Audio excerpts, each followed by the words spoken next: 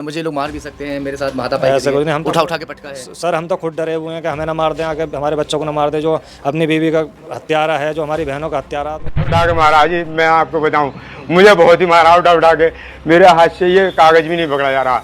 ना ही कोई इमाम साहब ने मारा है, वो आलिम लोग हैं, ऐसे वो किसी को क्यों मारने लगे। जो दाढ़ी के बाल थे वो उन्होंने खुद कैंची से काटे हैं, उनके हाथ में कैंची है, मैंने वीडियो भी उनकी स्टैम्प पे बना ली। चुपचाप बोलना, जैसे तुमने इन पर हाथ छोड़ा इमाम साहब पे, छोड़ो अभी हाथ छोड़ा है तुम पे। अल्लाह की कसम वो गवाह है इनका लड़का, अगर मैं झूठ बोल रहा हूँ मस्जिद में खड़ा हूँ। इन्होंने 4 हत्याएं करी थी, हमारी अम्मी को मार दिया था हथौड़े से, और हमारी 3 बहनों को मारा था 2021 में। दोस्तों, एक खबर हमने चलाई थी जिसमें ये दिखाया गया था, एक बुजुर्ग शख्स हमारे पास पहुंचता है और उसने दिखाया कि मेरी दाढ़ी के बालों को नोचा गया है, मेरे साथ में मारपीट की गई है, मस्जिद के इमाम ने और कुछ लोगों ने मेरे साथ मारपीट की है। आज उस शख्स की डेड बॉडी एक पेड़ पर लटकी हुई मिली है। मैं उन्हीं के बेटे से थोड़ी सी जानकारी लेने की कोशिश करूंगा, क्योंकि इनका नाम भी वो उस वक्त ले रहे थे जिस वक्त वो बयान दे रहे थे कि मेरा बेटा भी मारपीट में शामिल था। मैं इस वक्त बुलंदशहर के ज़िला अस्पताल में पोस्टमार्टम हाउस पर मौजूद हूँ। क्या नाम है आपका भैया? जी मेरा नाम दिलशाद। आप कहाँ से हो? शिकारपुर से। क्या हुआ है? ये डेड बॉडी मिली है उनकी पेड़ पर लटकी हुई। वो अभी 2 दिन पहले हमारे पास आए भी थे, उनकी एक वीडियो हमने जारी किया था। वो कह रहे हैं कि मेरा बेटा भी शामिल है मारपीट में। नहीं, ऐसी तो ये गलत बात कही है उन्होंने, ऐसा कोई मसला नहीं था, ना ही कोई इमाम साहब ने मारा है, वो आलिम लोग हैं, ऐसे वो किसी को क्यों मारने लगे। जो दाढ़ी के बाल थे वो उन्होंने खुद कैंची से काटे हैं, उनके हाथ में कैंची है, मैंने वीडियो भी उनकी स्टैम्प पे बना ली थी, जिस टाइम उन्होंने हाफिज साहब से बदतमीजी करी और हाथापाई करके वो वहाँ से चले आए। उल्टा मौलाना साहब को मारा था। जी बिल्कुल, वो ज़बरदस्ती से कह रहे थे कि तू मस्जिद से निकल, ये है वो है। ना ही हमारे पापा कोई कमेटी के मेंबर हैं, ना कोई मसला है। ये हक जो होता है ये कमेटी को होता है कि किसी हाफिज को हटाना है या रखना है, ये क्या मसला है, मगर इसमें हमारे पापा खुद ज़बरदस्ती से। जेल में भी रहे थे ये काफ़ी समय तक। ये किस मामले में जेल में थे? ये 3 इन्होंने 4 हत्याएं करी थी, हमारी अम्मी को मार दिया था हथौड़े से, और हमारी 3 बहनों को मारा था 2021 में। अच्छा, क्यों मार दिया था उन्हें? बस ऐसे ही गुस्सा नसी में, ये तो ऐसे दिमाग से अक्खड़ बनने का दिमाग है इनका, बस क्या बताऊं। क्या नाम था आपके पापा का? सईद अहमद नाम है, मगर सईद मेंटल के नाम से मशहूर है, क्योंकि इनका काम ही ऐसे, क्या करें। हाँ। तो ये अब जमानत किसने की थी इनकी? जमानत ये हमारे छोटे भाई ने कराई थी।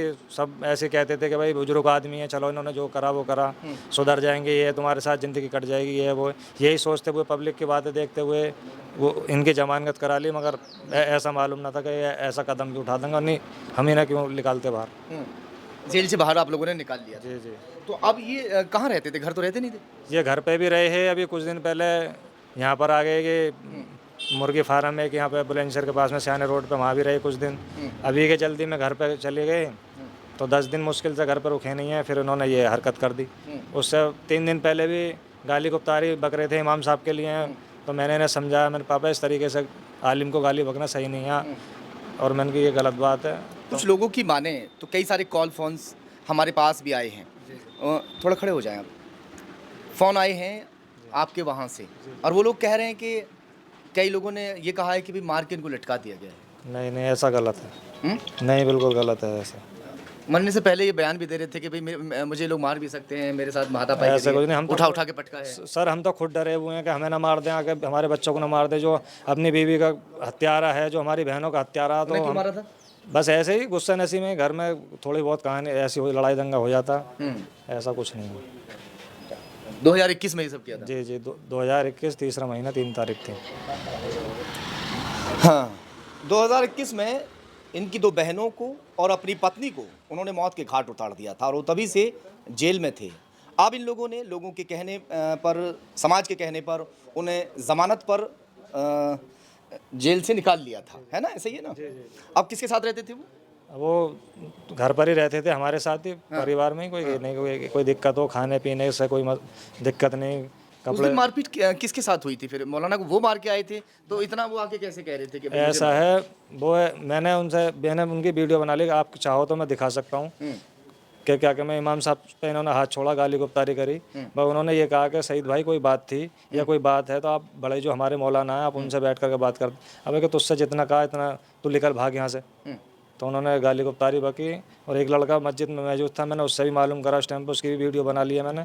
तो वो कह रहा है कि तुम्हारे पापा ने पहले हाथ छोड़ा था इन्हों पे। ऐसा कोई मसला थे आपके? जी बिल्कुल, मेरे पास सबूत है। ये किसने छोड़ा पहला? इमाम साहब ने, हमारे पापा ने? ताऊ पहले मोबाइल चला रहे तो ताऊ ने छोड़ा पहले। ऐसा कोई मसला नहीं। तो ये भागते दौड़ते आए थे यहाँ और एक एप्लीकेशन इनके हाथ में होती है, उस एप्लीकेशन को हाथ में लिया हुआ है, दाढ़ी के बाल हैं जो कागज़ पर रखे हुए हैं, और वो बड़े मतलब वो बयान अपना कई कई बार वो दे रहे थे कि मुझे जो मारपीट की है कई सारे लोगों को उसमें नाम बताए थे, और अपने जो है बता रहे थे कि मुझे मार भी सकते हैं ये लोग। ऐसा कुछ नहीं है। चलिए खैर, अब पोस्टमार्टम रिपोर्ट आएगी, पोस्टमार्टम रिपोर्ट में साफ होगा कि मामला हत्या का है या फिर कुछ और।